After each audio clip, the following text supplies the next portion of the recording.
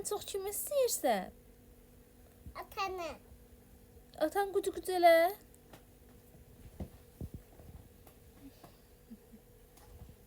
Sabah günəşidir. İnci, sən ən istəyirsən atanı, mamanı? Atanı. Onu qucaqlat o.